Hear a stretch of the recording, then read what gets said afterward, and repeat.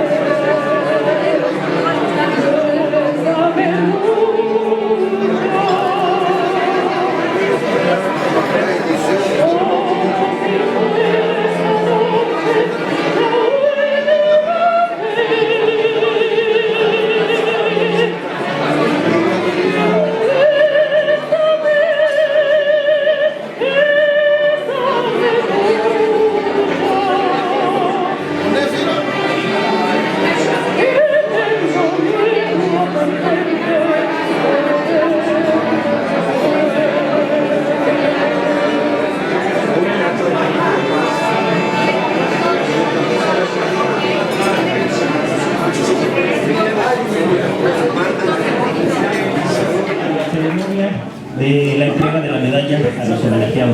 No sin antes pedirles un aplauso a dos personas que ya lo recibieron, el doctor José Narro y el licenciado Humberto Roque.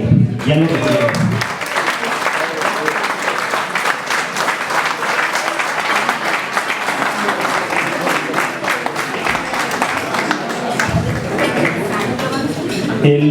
El que unía a toda la migración del estado de Coahuila en la capital en 1956 fue don Nazario Ortiz Garza.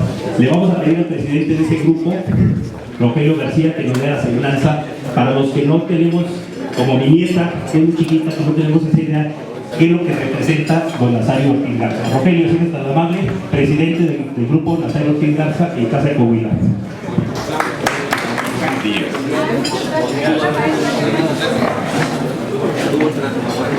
Todos los jóvenes nacen igual, pero es la última vez que van a ser igual. Con este pensamiento, a nombre del grupo Nazario Ortiz Garza de la Casa de Coahuila, les saludo con afecto y les doy a todos ustedes la más cordial bienvenida a este evento tan importante para nosotros los coahuilenses. Ciertamente, todos los hombres nacemos igual, pero es la última vez que lo somos, porque cada uno de nosotros va construyendo cada día su vida, y es su voluntad, su esfuerzo, su capacidad, sus intereses, en fin, su visión, la que les da diferencias definitivas que les permite construir nuevos caminos que pueden ser para guiarnos. Si eso se trata el conmemorar el día de hoy, el motivo que nos reúne, el de otorgar una medalla a un coahuilense que en el transcurso de su vida personal y profesional ha sido exitosamente diferente. Pero no solo eso, sino que esta presea ha sido creada para conmemorar a don Nazario Ortiz Garza, que se distinguió en su vida por haber sido un hombre distinto, como estadista y como ser humano. Todos podemos constatar que don Nazario contaba con una profunda visión social, un compromiso con la legalidad a toda prueba y un destacado sentido humano, que lo llevaron a desarrollar acciones trascendentes cuyos beneficios podemos valorar ahora. Por ello, el trabajo de don Nazario es motivo de orgullo y compromiso, y su figura representa el mejor de los ejemplos de empuje, de tesón que distingue a los hombres de valía. Este hombre diferente que trazó un camino de trabajo sirve de ejemplo. Es la base sobre la que se construye este premio, que debe ser entregado a otro coahuilense que sea diferente y que desde su trinchera personal, laboral y social distinga, que sea aportativo y construya un camino con luz propia que podamos imitar. Así fue don Nazario, quien es uno de los personajes coahuilenses que más han destacado en la vida pública nacional. Nació en Saltillo, Coahuila, el 31 de diciembre de 1893, hijo de Nazario Ortiz González y de Guadalupe Garza de la Garza. Desde pequeño comenzó a trabajar en la casa comercial de don Dámaso Rodríguez en compañía de don Isidro López Certuche y Segundo Rodríguez Narro, quienes al correr el tiempo serían grandes capitanes de la industria y el comercio coahuilense. Don Nazario, con ese empleo, se costeó sus estudios de tenedor de libros, lo cual le permitió ascender al puesto de contador de costos. Sin embargo, al estallar la revolución, la empresa fue intervenida por las fuerzas revolucionarias, teniendo que hacer la entrega junto con sus dos amigos, al cerrarse la empresa. Don Nazario, en lo personal, se dedicó con éxito al comercio, primeramente en Saltillo y posteriormente en parte de la República, afrontando innumerables peligros, ya que frecuentemente se encontraban con las fuerzas armadas de uno y de otro bando, quienes en ocasiones le llegaron a confiscar su mercancía. En ese tiempo, don Nazario cultivó amistad con militares de alto rango, como el general Francisco Murguía, quien lo nombró proveedor de alimentos y durmientes de los ferrocarriles del Ejército Constitucionalista.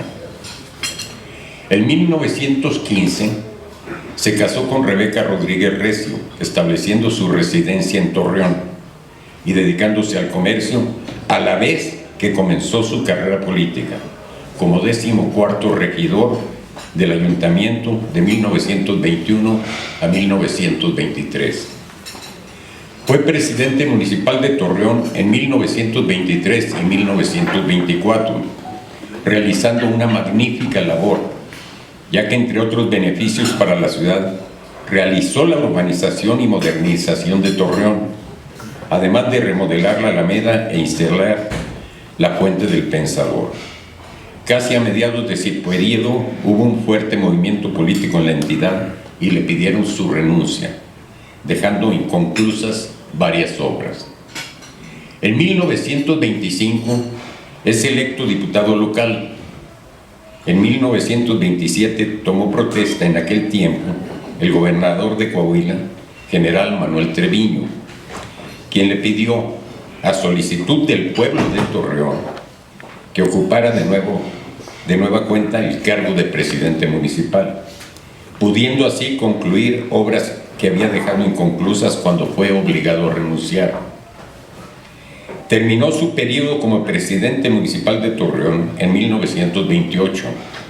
Al año siguiente ocupó de manera interina la presidencia municipal de Saltillo, misma que dejó para ser candidato a la gobernatura de Coahuila, teniendo entre otros logros en el municipio la consolidación de las finanzas, la regularización de los salarios de los maestros y de los empleados del ayuntamiento. Fue gobernador de Coahuila del 1 de diciembre de 1929 al 30 de noviembre de 1933. Realizó una fructífera administración. Entre otras obras destacaron la construcción del Ateneo Fuente, las escuelas Coahuila y Álvaro Obregón en Saltillo y el Estadio de la Revolución en Torreón. Con el apoyo del excelente educador don Federico Berrueto Ramón, creó y promulgó el seguro del maestro en Coahuila durante su gestión. Se mejoraron las comunicaciones terrestres en el estado, integrándose pueblos y comunidades a la vida productiva. Por otro lado, difundió y apoyó la libertad de expresión. Después de su gestión como gobernador ocupó otros cargos: senador de la República de 1934 al 40, director de la Nacional Distribuidora y Regaladora de 1943 a 46, secretario de Agricultura en el gabinete del presidente Miguel Alemán de 1946 a 1952. Fue un gran impulsor del cultivo de la vid y su industrialización, siendo presidente de la Asociación Nacional de Vitivinicultores en los periodos de 1954 a 1963 y de 1969 a 1971 respectivamente. Fue también presidente de la Canacintra de 1967 y 1968, siendo electo con una votación de más del 90% de los socios presentes. Y también fue director del Consejo Nacional Artesanal de 1969 a 1972. Don Nazario Silvestre Ortiz Garza, a la edad de 97 años, falleció en la Ciudad de México en un día como hoy, 10 de octubre de 1991. Sus restos descansan por decreto del Gobierno del Estado en la Rotonda de los Coahuilenses Distinguidos en el Panteón de Santiago, en Saltillo, Coahuila. Sin duda que la vida y obra del personaje coahuilense que hoy nos convoca debe ser valorada por todas sus acciones, las cuales siempre fueron pensadas en beneficio de los demás.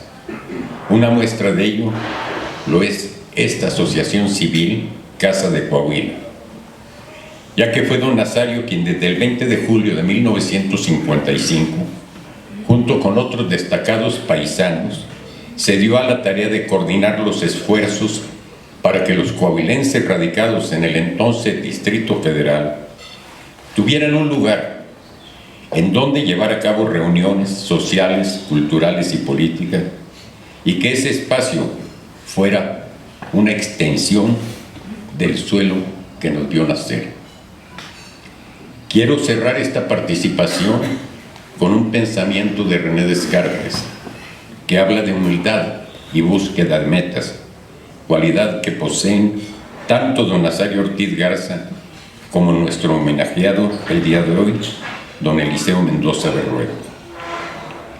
Lo poco que he aprendido carece de valor comparado con lo que ignoro y que no desespero en aprender. Muchas gracias.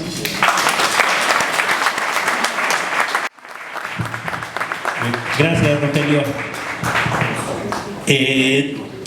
Hay una fundación en Saltillo, que la mayor parte de nuestros invitados lo saben, es la Fundación Nazario Ortiz Garza. En este momento se están llevando en Saltillo los eventos de esta conmemoración luctuosa, pero hay una persona que todo el mundo conocemos y que es parte de la Casa de Coahuila y que representa esa fundación en la capital. Es don Jesús González Esmal, a quien le pedimos un mensaje en nombre de la Fundación Nazario Ortiz Garza.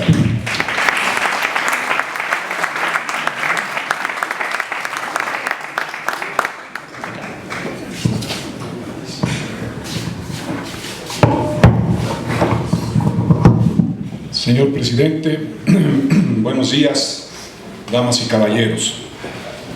Efectivamente, quien me precedió ya fue autor de una muy clara semblanza de ese gran hombre, de ese gran gigante, porque también lo era de estatura como de espíritu, don Nazario Ortiz Garza.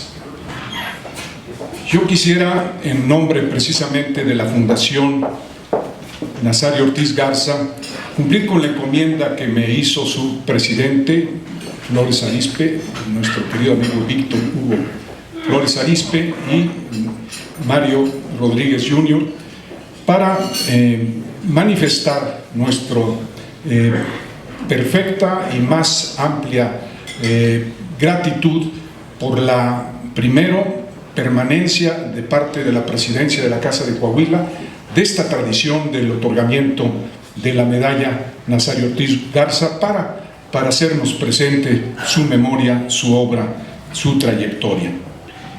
Por lo pronto, a nombre de la Fundación, cumplo entonces con esta encomienda y agradezco a ustedes su atención y a ellos, a quienes me han hecho el encargo, el grato objeto de representarlos en este acto tan solemne, tan importante. Pero no dejo este espacio desaprovechado para hacer un breve repaso de mi experiencia con quien en esta escuela, en esta estirpe de don Nazario Ortiz Garza, seguramente abrevó nuestro homenajeado don Eliseo Mendoza Berrueto. ¿Por qué? Porque él también en su vida pública, su voluntad, ha comprometido su voluntad indeclinable de estar pagando a Coahuila y a México los dones concedidos y los talentos heredados para continuar la obra de los mejores compatriotas y coterráneos. Solo concluyo haciendo referencia a una muy grata, también a muy intensa experiencia que tuve con el maestro Eliseo Mendoza Berrueto, que también quiero dejar el testimonio de esta experiencia en la 53 legislatura, con quien tuve la oportunidad de compartir en la bancada opuesta. Él era, desde luego, el líder de la mayoría, el presidente de la gran comisión, y yo, con la pluralidad democrática que exigía y que exige nuestro órgano constitucional, presidía a su vez la bancada más importante de la oposición. En ese entonces, una legislatura muy fructífera, porque dejó a México un caudal de nuevas leyes, de reformas y de aportaciones muy importantes y trascendentes para su vida. Pero en ella, y bajo la presidencia de Eliseo Mendoza Berrueto, Jamás hubo autoritarismo, sectarismo ni exclusivismo. Vivimos quienes estábamos en la oposición un ambiente democrático, de apertura, de posibilidades de contribuir como legisladores al mejoramiento de ese órgano tan importante en esa etapa de la historia de México. Es por eso que debo dejar pues testimonio y absoluta constancia de este hecho que me pareció muy importante. Fue una legislatura difícil, nos tocó el famoso sismo del 85, mi querido presidente, y una que también tuvo un hecho que sobresalió y que en la vida después se prolongó, la estancia de Luis Donaldo Colosio como presidente de la Comisión de Presupuesto, y de la que tuvo la culpa aquí mi querido don Eliseo Mendoza Berrueto, porque si ustedes no mal recuerdan, en aquel entonces estaba destinado a ese propósito Sócrates Rizo, y de alguna manera Eliseo modificó las condiciones por su propio sentido de darle más cuerpo y más posibilidades a esa comisión de que la presidiera Luis Donaldo Colosio. No sé si para bien o para mal, pero de ahí se destacó y después fue el candidato a la presidencia de la República que lamentablemente perdimos. Digo lamentablemente perdimos porque un mes antes de que él partiera tuve la oportunidad de platicar nuevamente. Yo estuve entonces encabezando también por mi partido entonces la Comisión de Presupuesto, y estaba en realidad abriendo un horizonte inmenso a México de cambio profundo, de cambio verdadero. Lástima, el hecho ocurrió, pero ahí está la historia, y esto acredita que el hoy homenajeado Eliseo Mendoza Berrueto es digno de este reconocimiento y de muchos más por su trayectoria pública, por su aportación a México y por su gran cariño y entrega a nuestro estado de Coahuila. Muchas gracias. Continuaría quizás nada más haciendo el comentario de que es un órgano colegiado el que otorga la medalla. Son 9 miembros distinguidos de la Casa de Coahuila, se hacen los argumentos y se vota, y es como sale electo. El que presidió este año el Consejo de Honor y Justicia fue el magistrado en retiro, el licenciado Rodolfo Veloz, quien le pido, como presidente del Consejo de Honor, nos dé la semblanza, que muchos ya lo sabemos, de don Eliseo.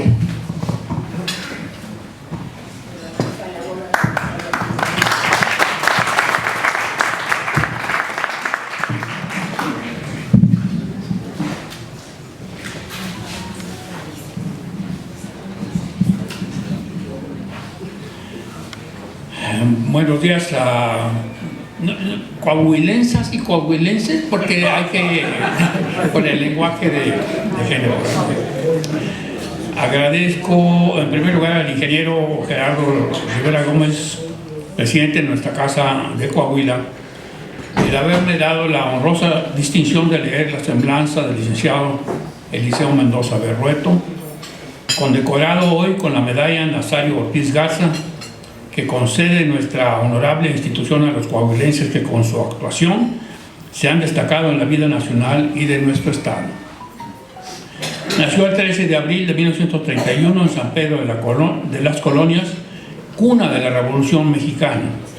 Es un destacado profesor, economista y político mexicano, miembro de la playa de profesores egresados de la Escuela Anexa de Saltillo y de la Benemérita Escuela Normal de Coahuila, que tantos y tantos educadores aportó a México y a nuestro estado, como don Federico Berrueto Ramón, José Santos Valdés, Emilia Vitela, Estela Barragán, Lucía Tessier, Carlos Saavedra, Arturo Ruiz Higuera, Jesús Alfonso Arriola, entre otros.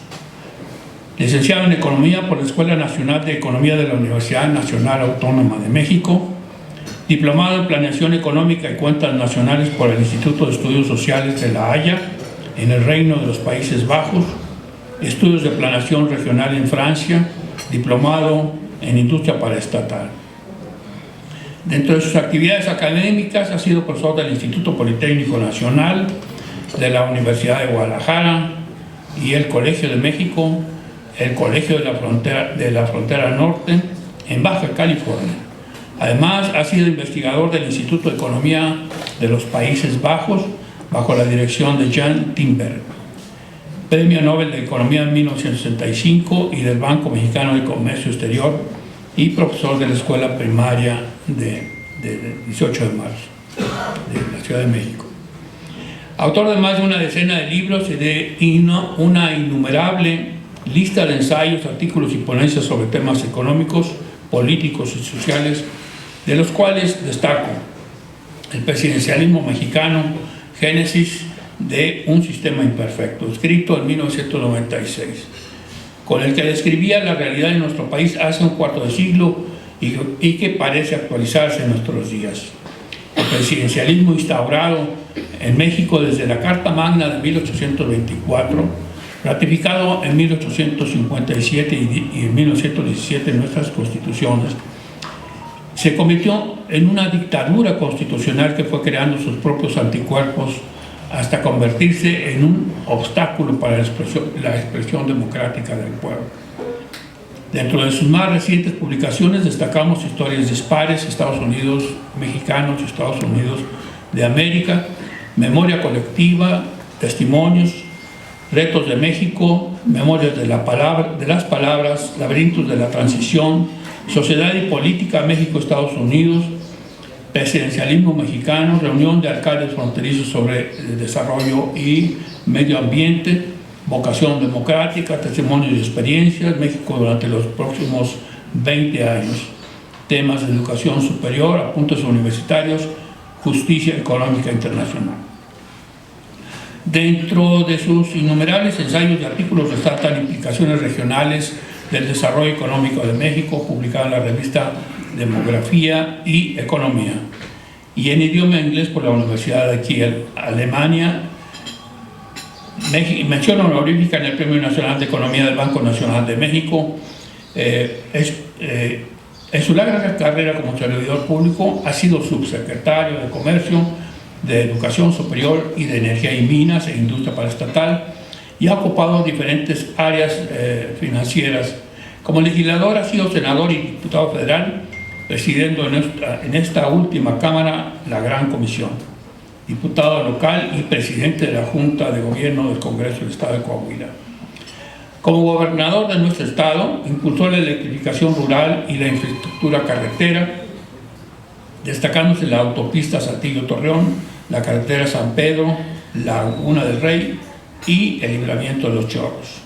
Ha sido condecorado como caballero comendador de la Orden del Imperio Británico, Reino Unido, Gran Oficial de la Legión de Honor de la República de Francia, Gran Cruz de la Orden de Leopoldo II del Reino de Bélgica, Gran Cordón de la Orden Al-Isquitial del Reino Hashemita de Jordania, Gran Cruz de la Orden El Sol de Perú, regional de la República de Perú. El Consejo de Honor y Justicia de la Casa de Coahuila determinó conceder la medalla Nazario Ortiz Garza al licenciado Eliseo Mendoza Berrueto por su gran carrera política, sus aportaciones a las directrices económicas de nuestro país, su limpio desempeño como servidor público. Durante su gobierno y gracias a sus aportaciones se construyó el Salón Carranza de nuestra casa y nos apoyó con recursos económicos durante su gestión como gobernador. Su presencia en nuestros salones ha sido permanente en la presentación de sus libros y conferencias. Muchos jóvenes coahuilenses han recibido su apoyo para impulsar sus carreras al servicio de nuestro país. Siendo gobernador de nuestro estado, emitió el decreto por el que se incluyó a don Nazario Ortiz Garza en la rotonda de los coahuilenses distinguidos en el Panteón Santiago de Saltillo, Coahuila. Los coahuilenses radicados en la Ciudad de México y en la zona metropolitana tenemos en Casa Coahuila un refugio donde reencontrarnos con nuestros paisanos y amigos que por las razones más disímbolas tuvimos que salir del territorio coahuilense.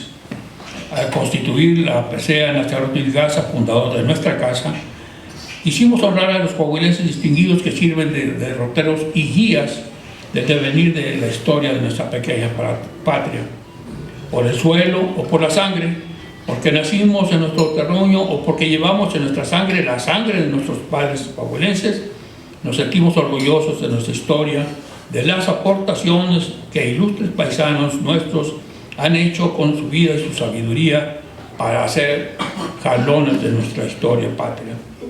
Por eso hoy, al otorgarle la presencia a nuestra autoridad al licenciado Eliseo Mendoza Berrueto, lo reconocemos y aceptamos como un miembro más de esa playera de ilustres coahuilenses que han forjado nuestra patria con su trabajo tesonero, la claridad de su pensamiento y su férrea voluntad.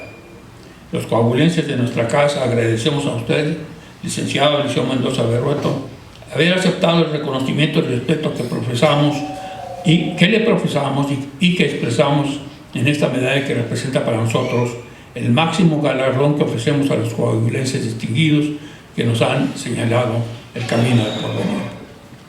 Por eso le deseamos larga y gloriosa vida a nuestro condecorado y que el supremo arquitecto de nuestro universo lo conserve muchos años más para el bien de México y de nuestra patria chica.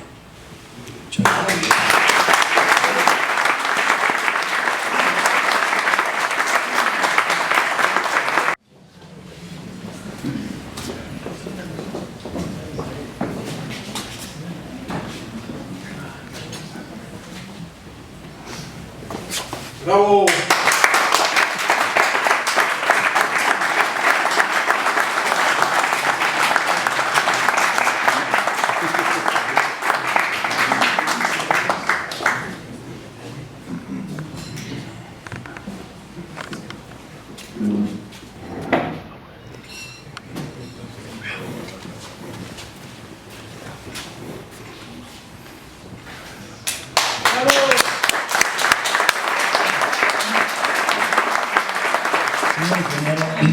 Gerardo Rivera, presidente de la Casa de Coahuila. Señoras y señores miembros de la directiva, distinguidos invitados.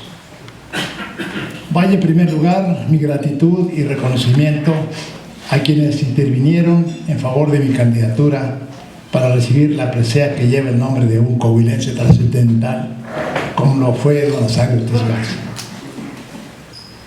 Recibirla significa para mí un mayor compromiso y una honra para mi origen nativo, mi profesión de maestro normalista y mi carrera en la vida pública de México y de Coahuila. Con el permiso de la concurrencia, dedicaré estas palabras a hacer alguna remembranza de lo que hasta hoy ha sido el transcurso de mi vida. Hace 88 años nací en San Pedro, Coahuila, época en que tal ciudad era todavía el corazón económico y demográfico de la comarca lagunera. La Gran Depresión Económica de Estados Unidos, que se prolongó por todo el mundo, derribó los precios de todas las materias primas, incluyendo el algodón. Desde tiempos inmemoriales, en San Pedro y en toda la comarca, se cultivaba dicha planta, por lo que con la recesión económica la laguna quebró y con ella quebró también la tienda de abarrotes de mi padre, don Emilio Mendoza, la Puerta del Sol. Pagó lo que debía, contrató un camión de carga donde acomodó los enseres que cabían en aquella troca, subió a su familia, mi madre doña Lupita Berrueto, y a sus 6 criaturas, de las que yo era el menor, con apenas 1 año y meses. Destinación, la capital del estado. Destino, la incertidumbre total. Ya en Saltillo, don Emilio y doña Lupita, después de muchos esfuerzos y sacrificios, volvieron exitosamente al comercio, ahora en el sector de la ropa. En Saltillo crecimos y estudiamos cada quien su vocación. En mi caso estudié en la Normal del Estado, donde me recibí en 1950, habiendo sido presidente de la Sociedad de Alumnos en mi último año. Con muchos de ustedes vine al entonces Distrito Federal, con el anhelo de ampliar mis horizontes profesionales. Salí de Saltillo con la bendición de mis padres, un boleto de segunda en el tren Azteca y unos cuantos pesos para aguantar algunos días en esta legendaria ciudad capital. Era el primer día de septiembre de 1950. En el radio del taxi que me llevaba a Tlalpan, donde vivía mi hermana mayor Amparito, se escuchaba la inmolada voz del presidente Miguel Alemán, dando su informe anual de gobierno. Aparte de mis anhelos de superación, traía bajo el brazo lo que yo pensaba era mi pasaporte para incorporarme a la brevedad al magisterio, mi modesto título de profesor normalista, que me permitiría, creía yo, obtener una plaza de maestro, dado el prestigio de la normal de donde yo procedía. Pronto vino el desengaño. Constaté lo difícil que era conseguir una plaza en esta ciudad. Había una larga fila de colegas paisanos que ya llevaban meses sin lograrlo. Mi llegada coincidió con el regreso de mi hermana Amparito, pues mi cuñado Enrique Estrada había conseguido un empleo en Saltillo. Ella, también profesora normalista, ocupaba un interinato en la escuela 18 de marzo, en la colonia Algarín, de modo que más pronto que tarde busqué a mi paisano, el profesor Óscar Ramírez Mijares, quien desempeñaba un cargo importante en la sección 9ª del Sindicato Nacional de Trabajadores de la Educación aquí en la capital. La idea era que me ayudara a ocupar aquella modesta plaza. A lo largo de varias semanas iba cotidianamente al sindicato a buscar a Óscar, quien finalmente logró conseguirme el empleo. Fue un golpe de suerte, misma bienaventura que con algunos altibajos me acompañó durante los 37 años que con algunos intervalos viví en este México de mis recuerdos. El siguiente año me inscribí en la Escuela Nacional Preparatoria número 3, la nocturna de la UNAM. Las clases comenzaban a las 5 de la tarde, pero nunca llegaba a tiempo, porque a esa hora salía de la escuela donde trabajaba. En la prepa, sin proponérmelo, al poco tiempo andaba entre los líderes de la política escolar y en el segundo año representaba a la prepa ante la Federación Estudiantil Universitaria. Ya en la Escuela Nacional de Economía, continué muy activo en la política estudiantil. Organicé un congreso de estudiantes latinoamericanos de economía con la presencia de 11 países del continente. Me recibí en 1958 y conseguí una modesta beca del gobierno holandés para estudiar en La Haya los cursos de desarrollo económico y planeación. Aquella fue una experiencia sensacional. Al principio batallé no solo por el elevado nivel académico, sino porque cada semana llegaba un maestro de un país diferente, quienes hablaban el inglés como si fuera un dialecto de su propio idioma. Al término de mis estudios, el profesor Jan Timberger, que había sido mi maestro en el Instituto de Estudios Sociales de La Haya y quien pocos años después fuera merecedor del Premio Nobel de Economía, me contrató como investigador huésped del Instituto de Economía de Holanda, del cual él era director. Al regresar a México, mi futuro era más incierto de lo que ahora es el país. ¿Dónde podría conseguir trabajo? Afortunadamente me arropó el licenciado Ricardo Torres Gaitán, quien había sido director de mi escuela de economía, quien dirigía entonces una empresa paraestatal. Antes había intentado incorporarme a un equipo de economistas que dirigía el ya acreditado economista Víctor Urquidi, quien dirigía un grupo de economistas del Banco de México y de la Secretaría de Hacienda, quienes hacían los primeros ensayos sobre la economía del país. No me pudieron contratar porque no era ni empleado de ninguna de tales instituciones. Semanas después, don Víctor me llamó para ofrecerme la dirección de la planeación económica del Plan Lerma, que cubriría los 129,000 kilómetros cuadrados de lo que es la cuenca Lerma-Chapala-Santiago. El proyecto lo financiaba el Banco Interamericano de Desarrollo. Aquello fue un verdadero golpe de suerte. Conseguir un trabajo exactamente en el campo de mi especialidad era una hazaña. Además del buen sueldo, la sede del programa sería Guadalajara, hermosa y hospitalaria ciudad. La sede, ahí dirigí el plan regional más importante del país, creando una metodología de diagnóstico territorial que fue tan certera que la OCDE la seleccionó como una importante estrategia de planeación regional, publicándola en un libro sobre el tema. La presentación había sido en un seminario en Montpellier, Francia, cuando trabajaba como director del Centro de Estudios Económicos y Demográficos del Colegio de México. Terminado mi contrato en el Plan Lerma, don Víctor Urquidi me invitó a hacerme cargo del Centro de Estudios Económicos y Demográficos del Colegio de México. El COLMEX ya era una institución altamente prestigiada en la investigación en el campo de las ciencias sociales, así como la impartición de maestrías de economía, demografía y estadística.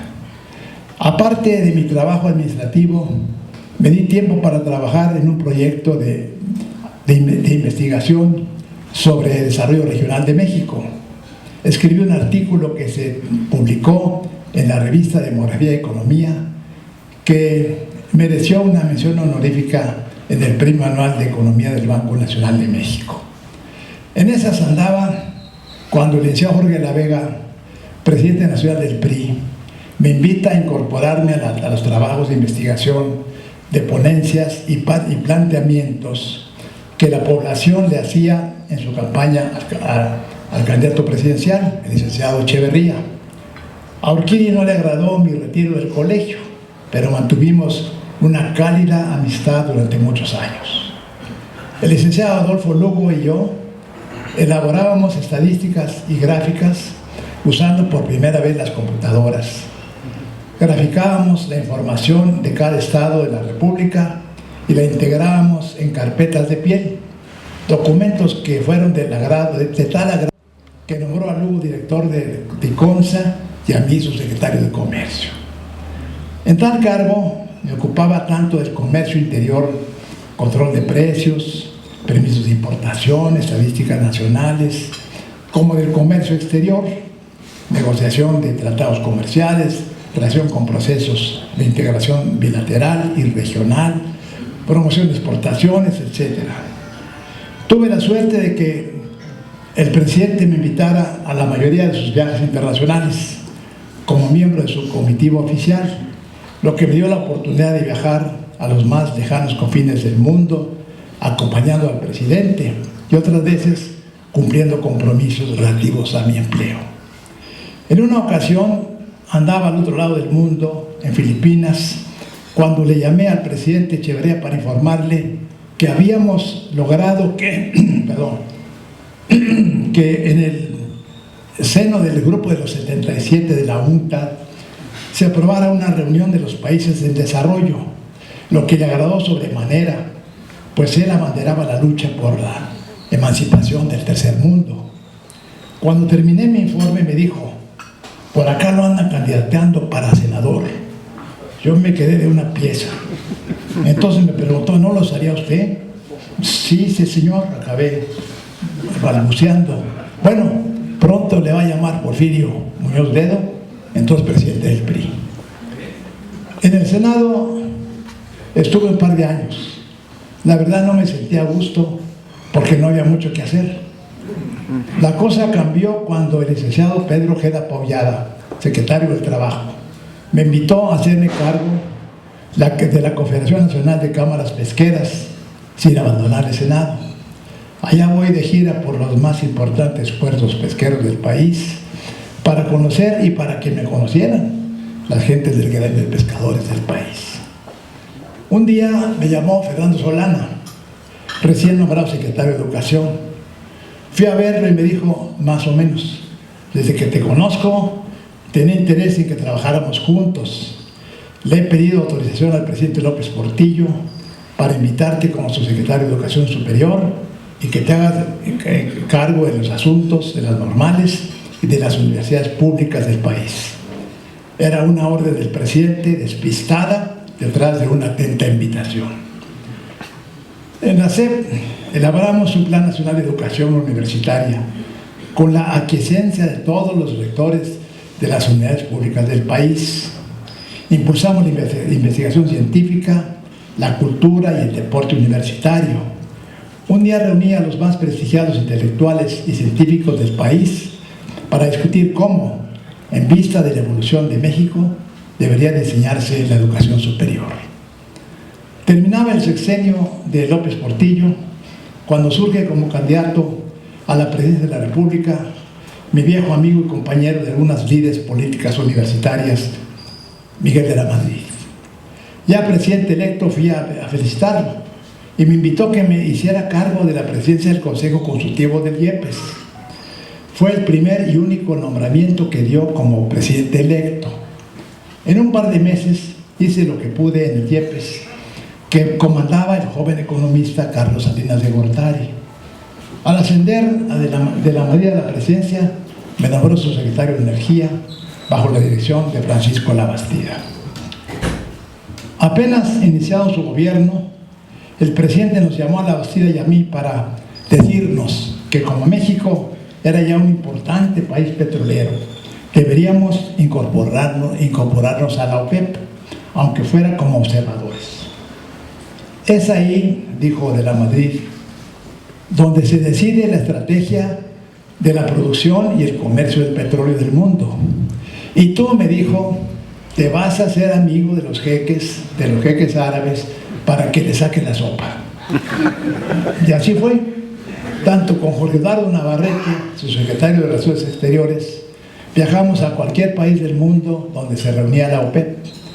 Logré hacerme muy amigo del jeque Saki Yamani, ministro de Petróleo de Arabia Saudita, principal país petrolero del mundo, quien era el líder del cártel petrolero. Llegó a tanto su confianza y nuestra amistad que incluso me invitaba a sus cenas con algunos de sus colegas para decidir la estrategia de la reunión del siguiente día. Estando en Ginebra, un día me llama mi secretario particular, mi inolvidable y leal amigo Francisco López Barragán, cuyo hijo anda por aquí, y me cuenta que había salido una nota en el periódico La Prensa, en donde aseguraban que sería candidato a diputado y muy probablemente presidente de la Gran Comisión de la Cámara. Están locos, le dije, yo ando muy a gusto por acá. Cuando regresé a México, me llamó a su oficina el secretario particular del presidente, el licenciado Emilio Gamboa, cordial amigo, y me preguntó si quería ser diputado. Yo le contesté, mira, quiero interpretar que el señor presidente desea que yo sea diputado. Dile que estoy a sus órdenes. No era un novicio propiamente en eso de la política, pero aquella Cámara, como bien decía Jesús González Bismal, era todo un reto para alguien que venía de la burocracia. Los periodistas de La Fuente apostaban sobre cuántos días iba a durar como líder. Éramos 9 partidos políticos, a cual más aguerrido. Leales a nuestro jefe político y a nuestro partido, legislamos estrictamente apegados a la Constitución y desahogamos en tribuna cuanto asunto mayor o menor se presentaba. Ser líder de la Cámara de Diputados equivalía a representar a uno de los 3 poderes de la Unión, lo que me daba la oportunidad de estar muy cerca del presidente de la República. Cuando presidí el Congreso de la Unión en el evento del informe presidencial, presidiendo la tribuna política más importante de México, sentí ardorosamente el orgullo de mi mexicanidad y de mi origen coahuilense. Un día de mayo de 1987 me envió mi secretaria una nota al pleno de la Cámara. Lo buscan urgentemente en Saltillo. Era mi primo Arturo Berrueto, que me hablaba para decirme que el presidente del PRI, Jorge de la Vega, en la Asamblea Estatal del partido, me había destapado para la candidatura del gobierno de Coahuila. Tomé en posesión el 1 de diciembre de 1987. Esos tiempos eran de profunda crisis económica. La inflación andaba por arriba del 100%, a tal grado que un día el presidente expresó Este año no se da ni de primeras piedras ni de cortar listones. No había dinero y la idea era enfriar la inflación. A los pocos días vine a México y el presidente me reiteró: no hay dinero, Eliseo. Señor presidente, acabo de tomar posesión y tengo muchos compromisos. Me contesta: ve a ver a tu amigo Salinas, secretario de Programación, a ver si tiene algo para ti. Así lo hice y el secretario de Programación y Presupuesto me refaccionó con 30 millones, que era muy poco para iniciar algún proyecto importante de obra pública. Y así la pasamos los 2 primeros años de gobierno. Ante tal precariedad, inventamos un programa, Trabajemos Juntos, con el propósito de hacer obra poniendo el gobierno el material y los interesados la mano de obra.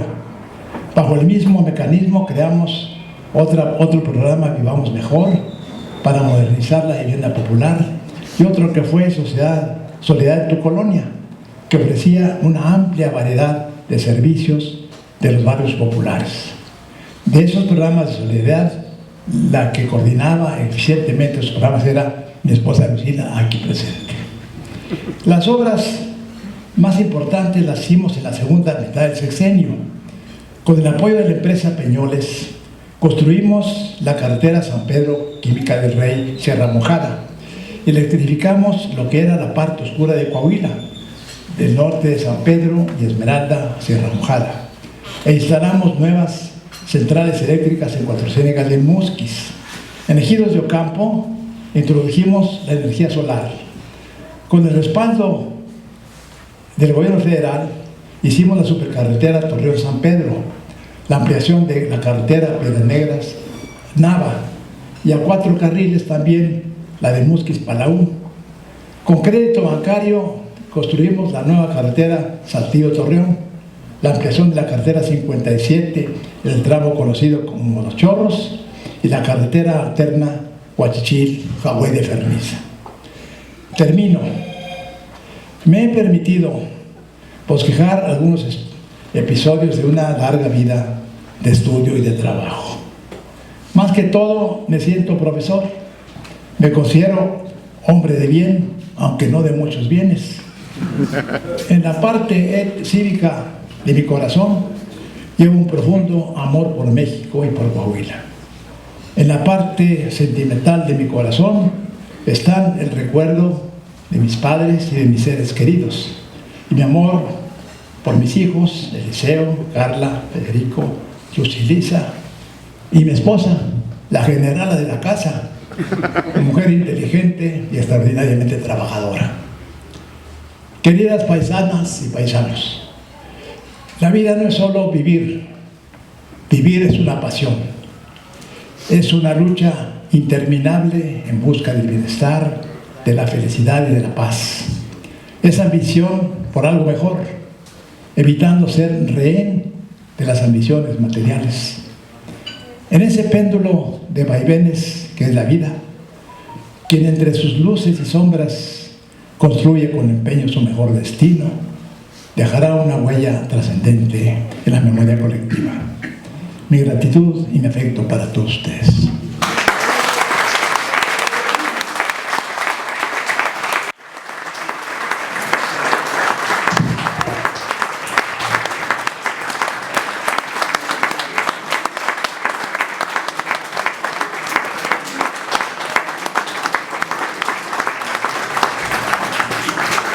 Muchas gracias. Me salgo un poquito del programa, les voy a pedir que permanezcan en sus lugares. Se va a entonar 2 piezas y luego el himno de Coahuila en vivo. Pero me salgo del programa. Hay una persona que se llama Calión, pero de nombre Israel. Por favor, Calión, es la sorpresa de imagen que se hizo en el transcurso del desayuno. Les comparto que Calión es un joven muy talentoso, de caricatura, con muy buen proyecto, y es de Torreón. Lo invitamos a darle una sorpresa. Si nos gusta decir la entrega.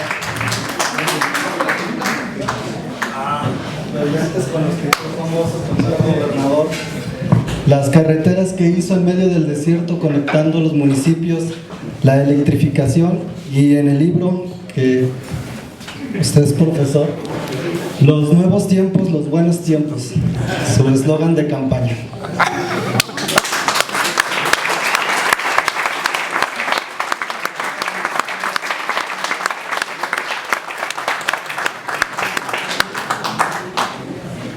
A veces nosotros, los cartonistas editoriales, solamente vemos por encimita de lo que sucede en la política, pero ahorita que lo estaba escuchando me doy cuenta que nosotros los laguneros somos gente tenaz, y en aquel tiempo usted se peleó con mucha gente para poder bajar recursos al gobierno, e independiente de varias críticas, usted creo que fue el gobernador ese 25 de octubre de 1987 más capaz que ha tenido Coahuila y más estudiado. Gracias.